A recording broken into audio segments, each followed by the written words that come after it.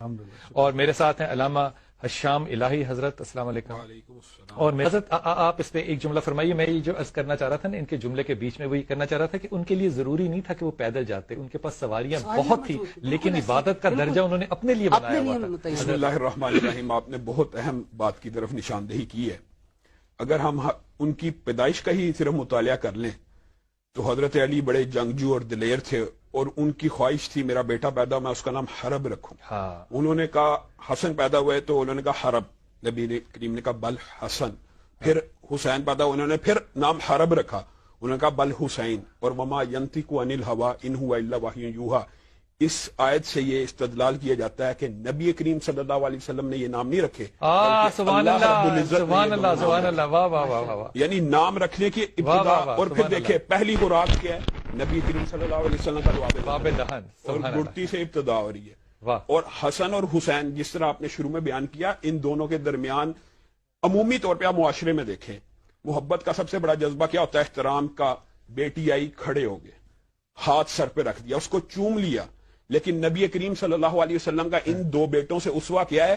ان کو سونگا کرتے تھے. ہائے ہائے ہائے ہائے. آپ بتائیں محبت کا یہ قربان جائیے, سونگا کرتے تھے. واہ. حضرت اس پہ تھوڑی سی توجہ فرمائیے. یہ بات آپ نے جو کی, اس بات کو یہاں میں چھوڑنا بالکل نہیں چاہتا کہ یہ کہا جا سکتا تھا امام ہیں, جنت کے سردار ہیں, اللہ کے رسول نے کہا ہے, یہ کوئی چھوٹی بات نہیں ہے. لیکن آپ نے یہ نہیں کہا کہ تم غلط کر رہے ہو, آپ نے کہا کہ آپ ہم میں سے دیکھیے ہم میں سے بہتر اور صحیح وضو کون کر رہا ہے. یہ پیغام جو آج دیا ہے اس پہ ذرا 30 سیکنڈ ہے میرے پاس. میں آپ اس پیغام کے اندر تو واضح بات ہے کہ اسوہ حسنہ تمہارے لیے لقد کان لکم فی رسول اللہ اسوۃ حسنہ, ان کی ہی زندگی آپ سب کے لیے نمونہ ہے. میں ایک بات کہنا چاہتا ہوں کہ جو ان کا مقام, جو ان کو بلند مقام پہ فائز کرتا ہے نا, ایک دو باتیں میں آپ کے سامنے رکھنا چاہتا ہوں کہ عموماً اہل بیت بیویاں اور اولاد ہوتی ہے, لیکن نبی کریم صلی اللہ علیہ وسلم صحیح روایات موجود ہیں کہ نبی کریم صلی اللہ علیہ وسلم, بخاری شریف کی روایت ہے, جب مباہلے کا وقت آیا تو حسن کو بھی چادر میں لیا, حسین کو بھی چادر میں لیا, حضرت علی کو بھی چادر میں لیا, حضرت فاطمہ کو بھی, اور اس کے اندر اس بات کے اندر مہر تصدیق کو ثبت کر دیا کہ اہل بیت میں اپنی بیٹی کی اولاد کو بھی شامل کر دیا. اور ابنا کا جو لفظ قرآن میں ہے, یعنی نبی کریم صلی اللہ علیہ وسلم نے ان کو نواسا بھی نہیں کہا, ان کو اپنا ڈائریکٹ بیٹے کا اعزاز دیا. اور پھر صرف ان کی شکلوں کو دیکھتے ہوئے عیسائی پادری نے یہ کہا اللہ کی قسم ان سے مباہلہ نہ کرنا. صرف حضرت حسن حسین کی شکلوں کے نور کو دیکھتے ہوئے کہا ان سے مباہلہ نہ کرنا, یہ چہرے جھوٹ نہیں بول سکتے. اور آج مباہلہ کیا تو عیسائیت کا نام و نشان دنیا سے مٹ جائے گا. اور عمر کو میں کہتا ہوں خدا کی قسم, دل جو ہے نا وہ منہ کو آتا ہے, عمر کو اپنے اعمال پہ نہیں اس شہادت پہ انشاءاللہ اللہ ضرور معاف فرما دے گا. میں اس کی 2-3 گواہیاں مزید پیش اس طرح کرتا ہوں کہ حضرت عمر نے اپنے بیٹے کا وظیفہ 2000 درہم مقرر کیا, حضرت حسین کا 5000 درہم.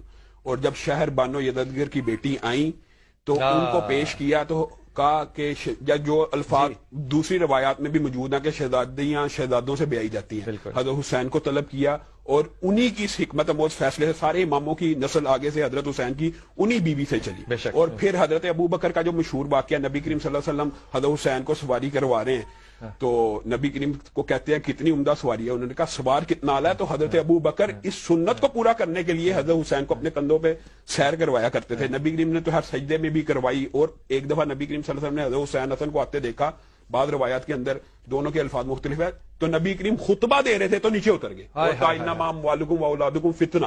یہ آیت شاید اسی لیے ہے کہ دیکھیں مجھ سے ان کا لڑکھڑانا بھی نہیں دیکھا گیا, اور وہ آگے بڑھ کے پکڑ لیتے. اور چھوڑا کیا ممبر.